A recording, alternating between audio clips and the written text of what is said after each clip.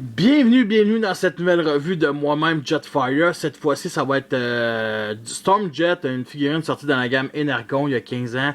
Une figurine qui représentait le centre d'un Superion Energon, justement, un combineur, avec, bien entendu, C'était deux véhicules avec deux moules, deux repins. Fait que c'était ça les combineurs à cette époque-là. Celui-là, bien entendu, représente Silverbolt. Et c'est une figurine que j'ai toujours bien aimée. J'ai acheté en double, j'ai revendu mon Superion Energon et je l'avais déjà en double et je l'ai gardé. Et honnêtement, je me demande pourquoi je l'ai gardé parce que sans combineur, il n'y a pas énormément d'intérêt ce jouet-là. Mais j'aime bien son look, ok? À première vue, je vais vous dire tout de suite, c'est une figurine qui n'a pas d'armes, malheureusement. Et il y a ces deux canons-là. Parce que oui, ça c'est des armes de Bumblebee 78, on va dire. Du premier film, la vieille Camaro. Et il donne ces lance-roquettes-là. Et mon Bumblebee Camaro, il a pas besoin d'armes parce que c'est Bumblebee, je veux qu'il meure. Fait que. Fait que moi j'ai mis ces armes-là à lui, qu'on peut les mettre aussi sur ses armes, ses mains, comme ça, pour former des armes. Et bien entendu, c'est en mode robot, donc il peut tirer en arrière en mode alternatif, c'est quand même cool. Mais ce que j'aime aussi, c'est que ce robot-là, on peut virer 180 degrés. Ces parties-là, enlever aussi, excusez-moi, mais ces deux parties-là, pour virer un peu comme un genre de Cyclonus. J'ai déjà vu un repin de Cyclonus pour former un Cyclonus Generation de quelqu'un avant la version Universe. Fait que c'était quand même bien. Bien entendu, il faut enlever ces deux petites parties-là pour que ça reste, mais c'était bien avec ces armes-là. Ça fait vraiment un genre de Cyclonus. Bon, qui ressemble, pas pareil, mais qui ressemble. Sinon, bien entendu, on va remettre les canons ici. Si on n'est pas content, voyons, excusez-moi. Les petites ailes ici, on peut les mettre un peu plus croches. Des ports mini-cannes ici. Mais y en a-tu un autre? Non. Par contre, aussi, il y a des pistes des trains d'atterrissage ici qu'on peut fermer ou ouvrir assez bien. C'est quand même assez bien, on va se le dire. Il y a aussi un port pour les Spark Energon ici, au milieu. Avec un signe turbo aussi qui est détaché et un autre signe turbo dans le Spark.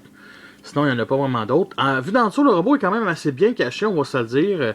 C'est les bras ici, les jambes sont ici, une partie du torse. Bref, très bien, non, très bien caché.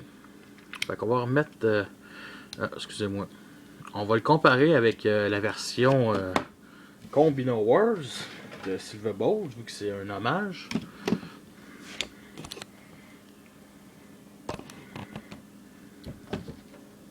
Ok, voyageur, ok, Deluxe. C'est quand même un gros Deluxe, tu sais, pour l'époque, là. Mais on va commencer la transformation, bien entendu, qui est assez facile, ok? Fait qu'on va commencer, bien entendu, par détacher les jambes ici. Et on va les venir transférer, remettre ça. Il y a un système de rail ici. Les jambes, la manière dont c'est fait, c'est ingénieux pour l'époque, ok? C'est pas... C'est compliqué aussi, ben compliqué, c'est dur des fois de la remettre parce qu'il faut comprendre aussi la transformation parce que d'une part, ici ces deux pièces-là, ça représente la même affaire. Check ici, c'est à peu près la même affaire. Et bien entendu, ce petit espace-là, c'est pour les cracks ici en mode jet. Et ça, c'est une autre histoire parce que disons que le remettre en mode jet, c'est un petit peu compliqué. Honnêtement, j'ai toujours eu un peu de la difficulté, mais bon, c'est pas le jouet le plus difficile au monde, c'est ça qui est assez surprenant. Mais on va déclipser cette partie-là aussi, la remettre comme ça, tourner cette partie-là. Bon, on va finir les jambes en premier, on va descendre le bassin, et on va tourner vers nous autres. Et il y a bien entendu les pieds et les talons qui sont ici. Et on va prendre, vu que j'ai pas d'ongles, un petit tournevis qui sert à quelque chose.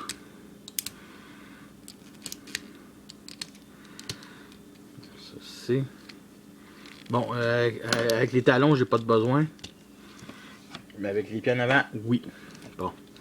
Et nous avons déjà voyons, excusez-moi, les jambes qui tiennent très bien à cause de ces énormes talons. Et on va mettre, de côté. On va descendre cette partie-là et la mettre sur le torse. Avant toute chose, excusez-moi, cette partie-là ici. Ça, c'est le mode officiel, ok? Parce que moi, personnellement, dans ma collection, ces deux pièces-là, je les enlève. Fait que... on va remettre justement le torse ici et le petit picot ici, direct dans le trou. Mais malheureusement, ça tient pas énormément. Fait que c'est pas une figurine qui est vraiment parfaite. C'est-tu cassé? Non, c'est pas cassé, excusez. C'est vraiment pas une figurine que je chasse souvent. Et ce qu'il reste à faire, bien entendu, c'est les parties ici. Mettre ça vers l'avant. On peut mettre ça aussi de côté. Et on met ça de même. Les ailerons ici, dans le mode officiel, c'est de même. Mais moi, je les mets comme ça pour donner un peu plus de goût, on va dire. Un peu plus de viande. Et les bras, on fait juste les tourner. Comme ça. Et la tête, on la descend. On descend. On la fout de tête. Et les parties ici, ces côtés sur les têtes, on les descend pour que ça vienne plugger direct ici. Et on tourne la tête comme ça. Et nous avons notre Stormjet. Stormjet en mode robot qui est prêt à tuer les Decepticons avec ses poings. Maintenant, voici une petite comparaison avec Silverbolt en mode robot qui est avec son nouveau bouclier et son canon qui est toujours aussi ridicule, mais il est quand même gros comme pour un Deluxe. Fait que c'est vraiment tout à son honneur. Comme j'avais dit, avec on peut mettre le Spark Energon. Voici une arme à Energon pour de classe basique et pour un Deluxe, on va se le dire, ça fit. Et ça va tronçonner des Decepticons de même, décapiter du monde. Tu sais, c'est magnifique quand même comme si. Non, mais sérieusement, c'est pour une arme, pour un Deluxe, c'est juste parfait. Et bien entendu, ces deux armes qui sont destinées ce cher gaillard. Comme ça. Bon, c'est juste des petits handguns. Et ça tient pas tant que ça finalement. Je dirais que le gros point négatif, c'est qu'aujourd'hui, on peut se le dire, les figurines ont beaucoup de vide. Regardez ici, à l'avant-bras, c'est tellement laid. C'est tellement ridicule avec en plus... du coup, moi, je trippe vraiment pas sur ça. C'est vraiment un jouet limité. C'est à Energon. C'est pas une tant que ça belle figurine. La tête est quand même belle. Elle représente quand même une réimagination d'un aérobot, une tête d'autobo typique carrément. Je veux dire, c'est un figurant. Il se ferait buter, je m'en foutrais. Sinon, côté backpack, il y avait entendu cette partie-là ici qui est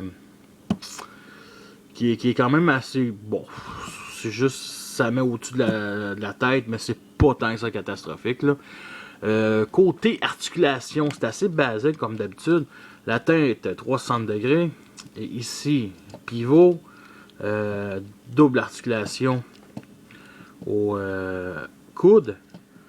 J'avais dit pivot ici aussi. Et pivot sur le bras. Fait que c'est quand même vraiment bien pour ces bras-là. Rien sur la fourche. Bien entendu, du ratchet joint pour ça. Parce que oui, ces jambes-là sont aussi l'articulation pour le mode combineur. Pivot ici. Articulation en avant, en arrière. Rien ses pieds. Si on peut faire une position d'attaque. Wow, pas tant que ça. Ah, quand même... Qu'est-ce que t'as dit, saleté de Decepticon? T'as quelque chose contre mes... Même si j'ai pas les 4 autres aérobots, je vais quand même vous montrer le mode combineur. Et ça va d'ainsi de suite. Fait que ce qu'on doit faire, c'est remettre la tête ici comme ça, à l'intérieur. Les parties noires ici, l'idéal c'est de les enlever. Ça sert vraiment à rien, ça. Mais le mode officiel nous donne comme ça. Ok? C'est assez laid, on va se dire. Pour ce qui est des bras, bien entendu, ça c'est la fameuse connexion. Fait qu'on n'a rien qu'à les plier comme ça et mettre, bien entendu, ça c'est des ports millicanes, mettre le point direct ici. pour le mode combineur. Assez bien. Bien entendu, on va vraiment remettre la tête comme ça. On va faire ça de l'autre bord. Comme ça. Comme ça. C'est assez bien. Sinon, bien entendu, on va remettre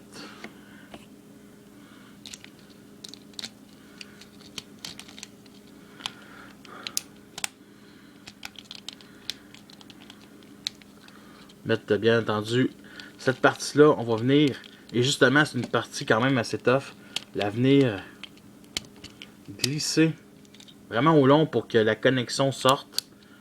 Et bien entendu, l'autre bord, on ne fait pas exception.